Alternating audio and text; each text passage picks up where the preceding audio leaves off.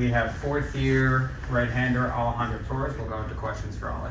Alejandro, FSU coming into town, just what's your mindset? What's the team mindset in the clubhouse right now? Well, we're all really excited. You know, this is one of the reasons why you do come to Miami. You look forward to playing series like FSU, an in-state rival, in-conference rival. More than anything, we're just getting ready for Friday. Because even though it's a series, you can only take baseball one game at a time. And as of right now, our most important game is our next one, and that'll be Friday night. Speaking of that, this team's coming in, obviously, a little bit of a tough stretch right now. How important is it to kind of, stay on course and not let that team kind of, take advantage of this series at your guys' expense? Yeah, well, I mean, first thing is we're playing at home. We got to defend, Mark Life Field. We got to defend our home field, and regardless of the stretch that the team is on, every game is the most important game of the year. That's something that Gino really, really stresses with us. And more than anything, it's understanding that in baseball, you can only play one pitch at a time. You can only win one pitch at a time. And sometimes, if you, slip up from an at-bat to an at-bat, like that's where the game could go wrong. So understanding that you need to be in it every single pitch, not just one inning yes, one inning no. Just staying mentally with it and staying together as a team, that's what's going to help us out the entire week. Is that why 11 comeback wins? You guys have been able to just pull them out like that because of that focus? Absolutely. And that's something that I think that the team, the entire lineup 1 through 9, the players that get pinch hit for, pinch ran for, the pieces coming out of the bullpen are starting pitching. Like, we've slowly but surely started to understand and mesh together as a team that it doesn't matter if we don't get it going in the first inning, as long as we stick pitch to pitch, we can definitely get it done in the 7th, 8th, or 9th, like our last game.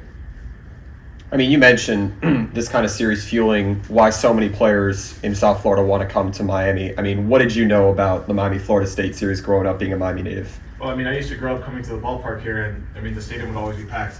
And it was one of those games that whenever they'd be playing in Tallahassee, you'd be watching it on TV. And now that you get to put the uniform on and play the series yourself, last year was my first one I got to play in Tallahassee. I remember what that environment was like. And I'm expecting a whole lot of that, but a lot more good guys on our side here this weekend. Just really excited for the series all along. How does that kind of environment or that memory of only getting one in Tallahassee prepare you guys this year to face the Seminoles first time in 2 years at the Light? Well, only getting one is obviously a bummer for us because, we're obviously trying to win every game we can.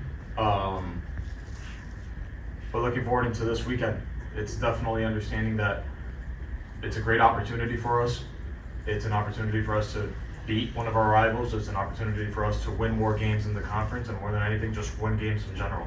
But again, it all starts Friday, so we can't really look too far ahead. This team being one of the better power hitting teams in the ACC, what excites you about the lineup to back you up, in late game situations when you're on the mound looking to get saves and even pick up wins? Yeah, it's fun knowing that at any given moment of the game, and regardless of if it's our leadoff, 3-hole, cleanup, 8-hole, any time at any moment of the game, any pitch, we feel like whoever's at the plate can hit the ball out of the ballpark. But more than anything is that they can hit the ball hard. And regardless if it goes out or if it goes into a gap, I just always feel like whoever's at the plate is going to get the job done. How do you believe your fastball has elevated, not only the sense of velocity, but command as well from last year to this year being the second year at this Miami program? I definitely think the improvement has been more than anything location, because velocity could, it helps you get away with mistakes every now and then. But truthfully, the mistakes get hit. So the more that you prioritize your location and the quality of the pitch, it ends up favoring you as a pitcher on the mound. Hitting's already hard as it is, So if you're out there and you're making your pitch as a pitcher, chances are you're gonna get the guy out. And then being next to Andrew Walters, he has a couple wins on the season. What have you learned? What's the biggest thing you've kind of learned from him being next to him in the bullpen? You guys try and close the door on teams this year. I've gotten very fortunate to be his throwing partner as well for the past 2 years. And there's one thing that I can learn from him. It's just the consistency that he brings to the ballpark every single day, his tenacity and his work ethic. And more than anything, just how even-keeled he is and the way he maintains his composure. I got the opportunity to throw in the 9th this year, and I remember telling him, I was like, bro, how do you do it, man? I had juices flowing. I couldn't even feel myself. He goes, bro, you just make you one pitch at a time. And when he told me that, I was like, you're clearly on a different level than everyone else. But, I've gotten to learn a lot from him, and more than anything, it's just competing one pitch at a time. Anything else for Ale on Zoom or in the room? Awesome. Thanks, Ale.